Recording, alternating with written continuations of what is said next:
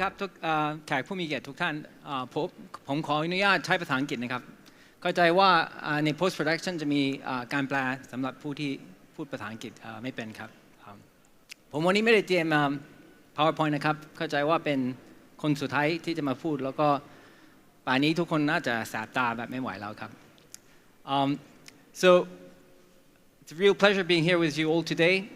You will have heard and seen a lot these past 2 days about the exciting innovations, the trends and the developments in green tech and in the developments in science and technology collaboration between Thailand and China.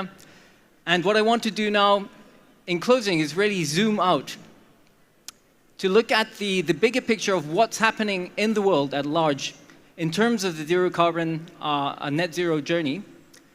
And to really, the main message there is that this is more than a passing fad, right? So the net zero transition is here to stay. And with that in mind, I want to come back home and look at how we can create the conditions for stepping up collaboration, partnership between China and Thailand in this long-term decarbonization journey. So my name is Horn-Phathanothai. As you heard, I'm president of Strategy 613.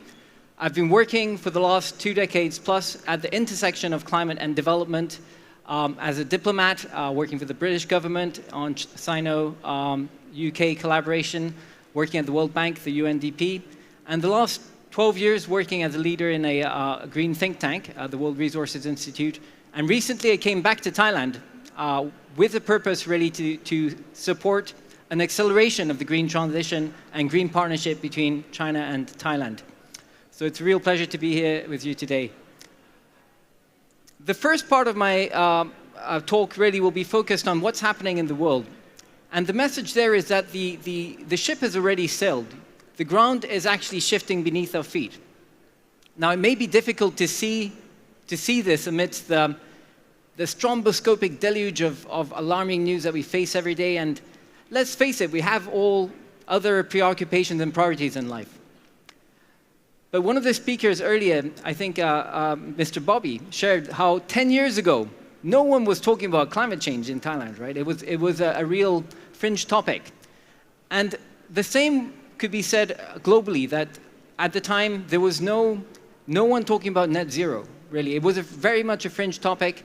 Climate change was a silo issue. There was no universal framework for action. Investments in fossil fuels were far outpacing investments in green technology. And EVs were a complete niche, right? They were a luxury niche at the time. So just pause for a moment to consider how far we have come in the last 10 years alone.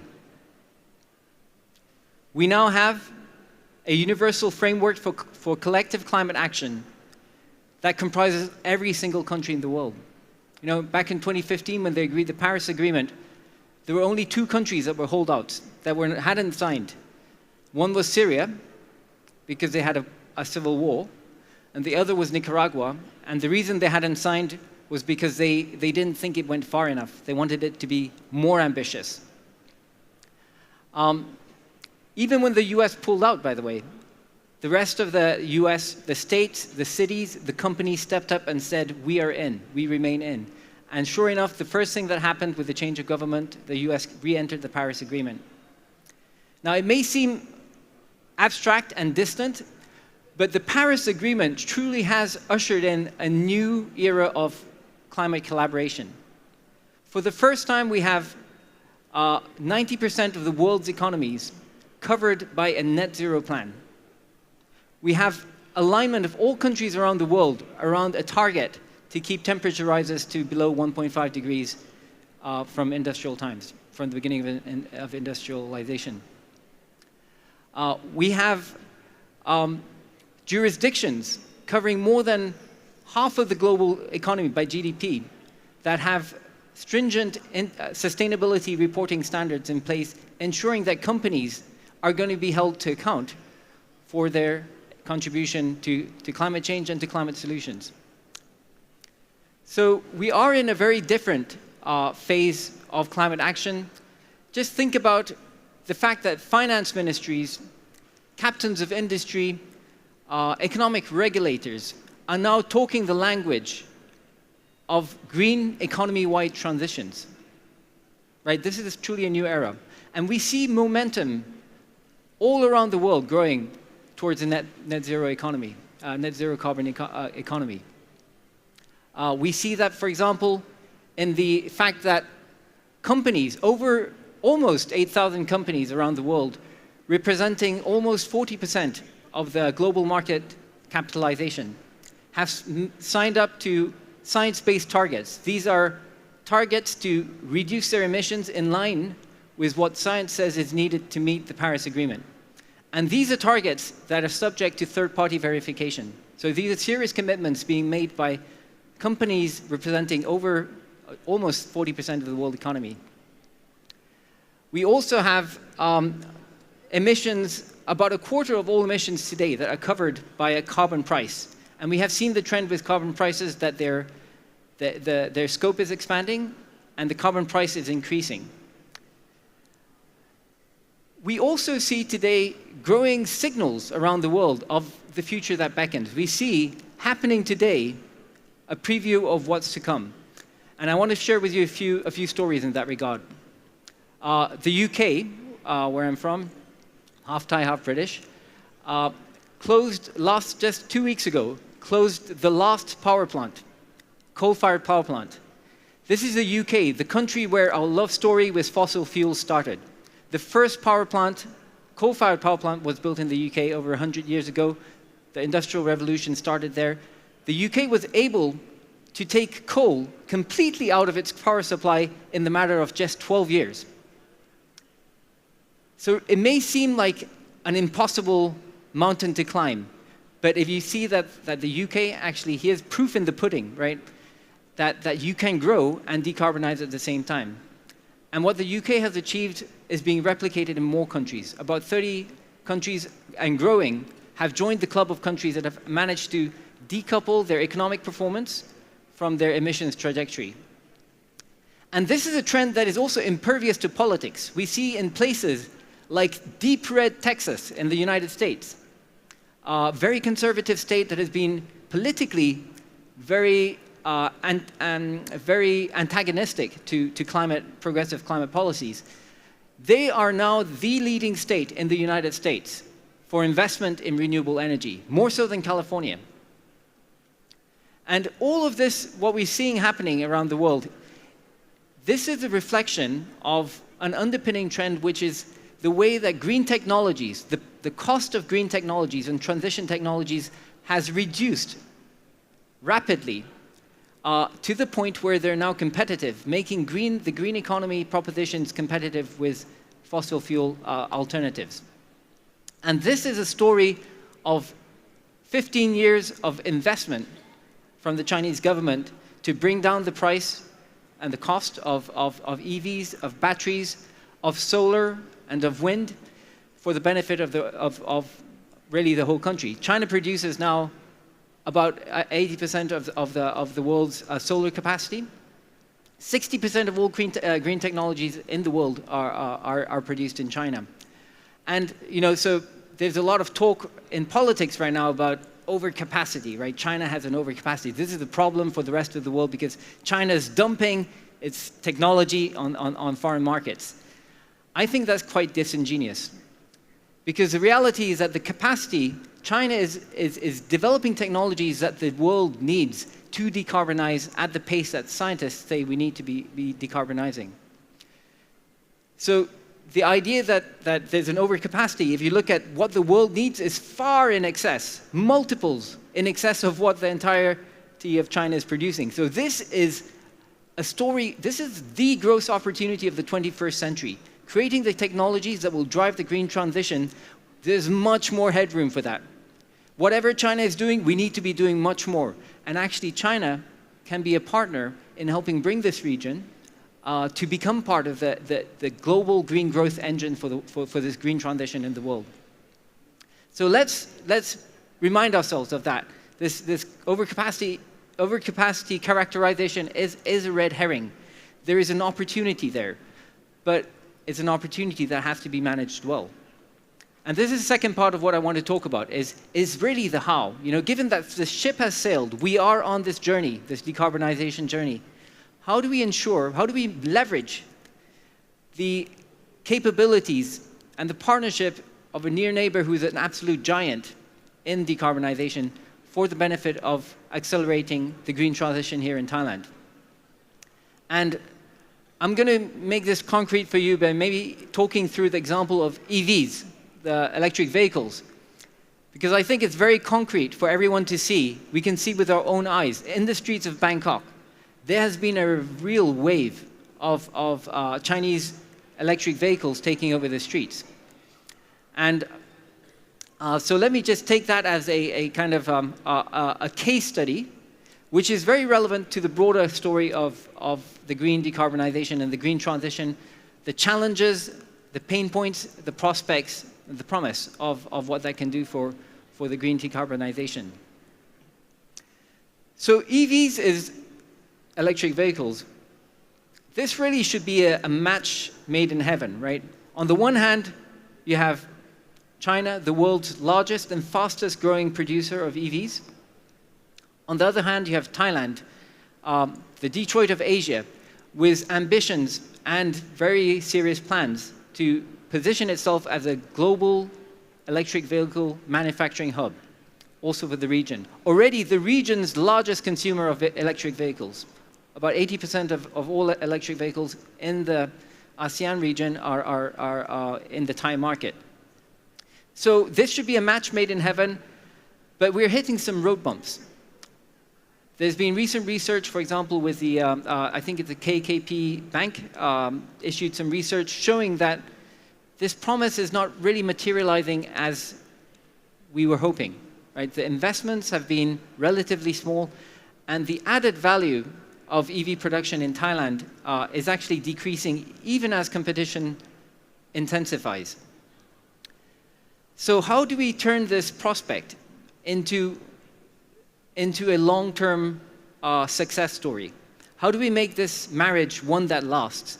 And I remember with my friends when I was in my 30s, we had this, we exchanged about, what are the conditions for long-term love, right? Are we going to marry someone? What do we need to make sure that we're marrying the right person? And there are three things that I want to share with respect to EVs. One is the importance of trust. And this is true also for the rest of the green transition. So the trend that we have seen of Chinese companies coming to establish themselves in the region has been very rapid and perhaps a little bit too rapid. The way that some of my friends think about China who work in the Mekong region, they use the metaphor of water. So China is like water. It can be a force for good, for irrigating crops, for bringing life and productivity to the fields, if managed well. But if we do not create the conditions to manage this tidal wave, then it can really flood us. So trust is a very important precondition. That means taking not just a transactional view, not just a mindset of a kind of extractive mindset of the race to profit, but really taking a mindset of long-term partnership. We're at the beginning of what will be a long journey of decarbonization. So we need to really think of creating the conditions of trust. We're talking about engagement, engaging multiple stakeholders, building an ecosystem of support, right?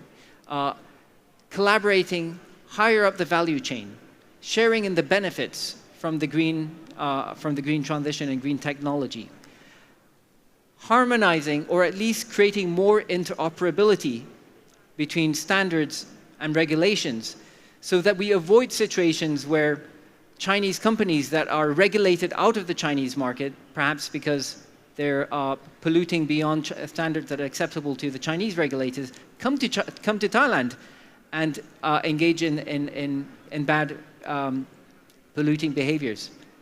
So harmonization of data transparency, interoperability of standards and of regulatory approaches is very important for building trust and fostering long-term partnership. The second condition for long-term marriage is having a shared view of the future that we're striving towards. So compatibility of long-term plans. Are we moving in the same direction? Do we want the same thing for our future? And there the message is that, yes, EVs are an exciting and area of opportunity, but what that is serving is a bigger picture of decarbonizing transport systems, which that itself is serving the bigger picture of how do you decarbonize in partnership our economies for the region. How do we use trade and investment and all of these and scientific collaboration for that purpose of reaching that bigger goal? And in this transition, this is a whole of society effort. There are a lot of people who will be involved. There are a lot of segments of industry, but having that shared picture of what success looks like, what we're striving towards is very important. The third factor or condition for long-term success is about to take the love metaphor, it's having supportive families, right? We need to build an ecosystem of support in this relationship.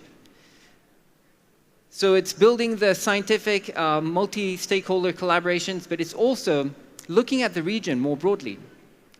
The green decarbonization story is an inclusive story. It's a story that creates opportunity for our neighbors, for our competitors, all across the value chain. So the EVs are the very good example, for example, of where a regional approach delivers much more value and benefit and win-win situations for all the countries in the chain. Thailand has very different strengths and characteristics to the Indonesian market. Indonesia is very much has a huge role to play in the raw materials and the sourcing of the building of the batteries and the battery technologies. And there are provisions within ASEAN, the regional cooperation, economic cooperation partnership mechanisms for local content provisions that allow for accelerating trade in auto parts to drive this green EV industry and manufacturing across the region in a way that plays to the complementary strengths and builds symbiotic advantages. So these are three conditions, I think, to put this relationship, establish the foundation for long-term success in growing the China-Sino-Thai partnership for decarbonization. And it is a tremendously exciting story, full of promise, but also full of peril. And it is really important that we get it right from the outset, so that we create benefits in this story for society, that we avoid situations where there's a race to the bottom, but create of polluters moving into the region and exporting pollution. We want to export the good stuff. We want to make it more difficult for the bad actors to get away with egregious actions, and that's why I think the harmonization of standards is so important. And so I think what we gathered here these past few days to share, to learn, to inspire each other is a very important part of doing all of these three things and really putting us on the path to long-term partnership success for the green decarbonization in the region. And so I thank you all for being here and bringing your energy and your excitement and your innovation and your creativity to this epic challenge that we all face. Thank you, everyone.